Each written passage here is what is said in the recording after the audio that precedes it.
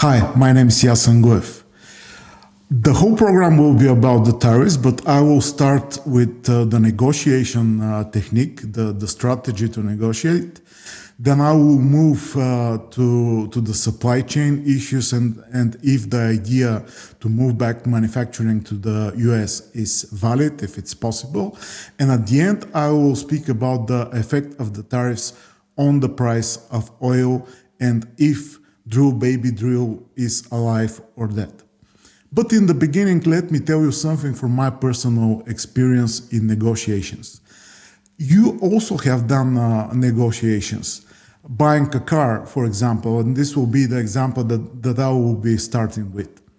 But also, I'm speaking from my personal experience as for many years, I've been doing governmental affairs.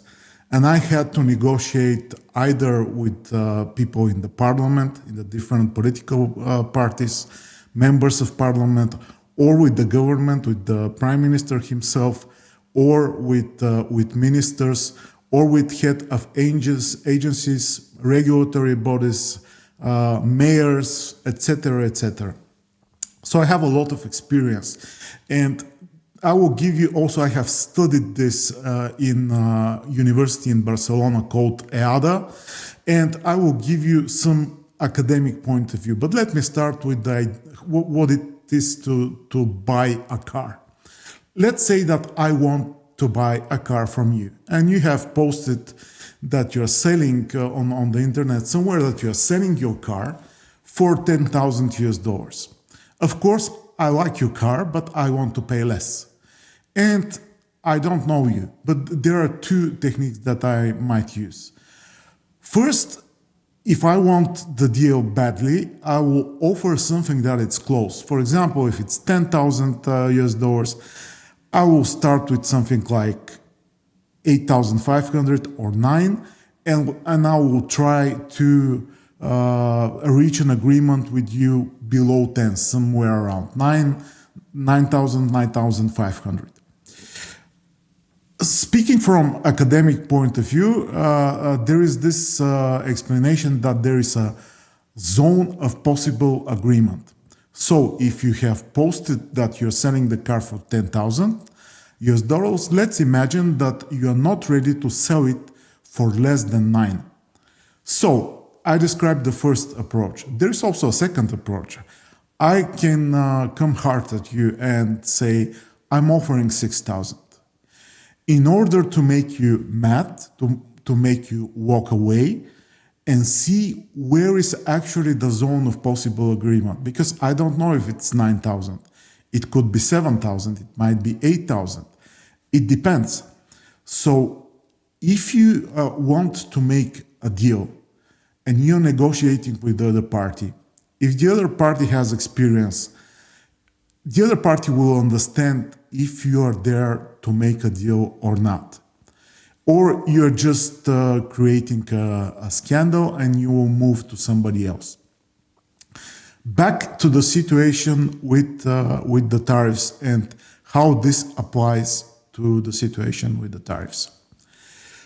As I said many times also in my Bulgarian language channel, the only reason to do all of this with the tariffs is to increase the budget revenue, because on the other side, they are reducing costs in the United States with the Dodge initiative, reducing costs that it's led by Elon Musk. All the other things that are described as reasons for this move, they don't matter, and they're not important, and they're not true. The trade guy in the European Commission, Marin Šefčovič, he went to Washington to negotiate. Nothing happened. And there was a statement afterwards that they expect something. Going back to yesterday when Giorgia Meloni, the Prime Minister of Italy, met with Donald Trump, he said that there will be a deal also with the European Union. They will agree something, but for the time being, they're not doing anything because the revenue is still coming from the new higher tariffs. Actually, in the administration, nobody has a clue where the whole process is going. And what do you need in a situation like this? if you're on the side of the American administration. Your biggest task actually is not Europe, it's not Canada or Mexico, it's China. And in order to achieve that, you need a coalition that if they push from all sides, from the European Union, from the neighboring countries of China, they can achieve something. But they have not done that.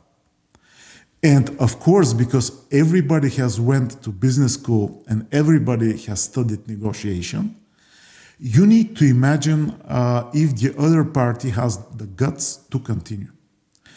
And of course, what are the different parties doing? Europe is waiting because they know what will be the effect. So short term, of course, the effect will be bad because the market will not be there for their products, as there will be sold less in the United States.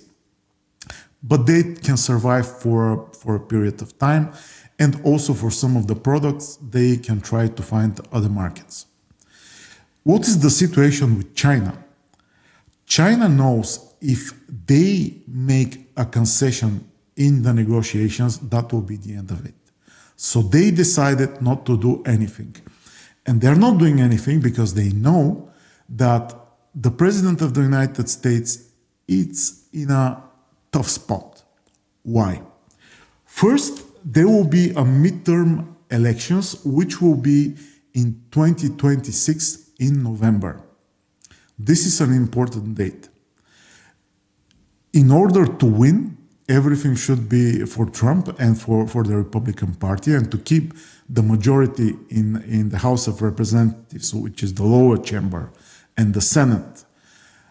He needs everything to be fine in the United States and people to be happy. People are not happy right now. And he needs to close these negotiations. So China knows that.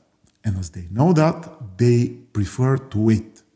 Also, there are court cases against the decision of Trump to impose the tariffs, and they might be successful.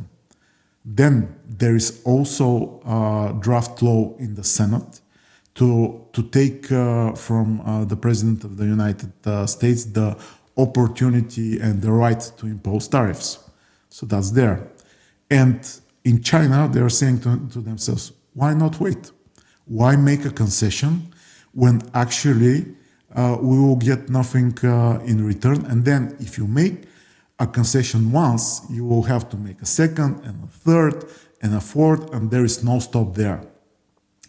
So that's why they're not doing anything, and they're waiting, because China, it's not a democracy, and they can wait, and they don't care what people think. Of course, they have issue with finding new markets, but they were trying. And President Xi went to visits abroad, and he will continue to do that. Also, he had a meeting with the Prime Minister of Spain to discuss if something can be done with Europe and get some of the products to the European Union. So what President Trump has done, he has created a problem with the European Union with these tariffs. And if he would not solve this problem, he will not have the European Union on his side.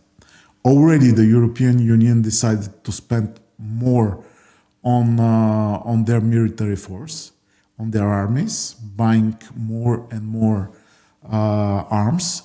But in the proposal of the European Commission, it says we will buy from mostly from local sources, which means they don't want to buy from the United States because of the policy of the United States. And that's it. So I think that the pressure is there. The pressure is coming from the bond market, as you know, with the higher interest rates on the bonds, which is an issue. The market, the stock market, is volatile, which is also an issue.